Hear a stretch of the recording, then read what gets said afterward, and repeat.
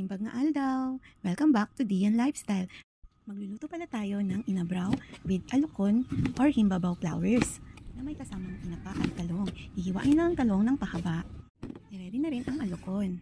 At himayin na rin ang bulaklak ng kalabasa.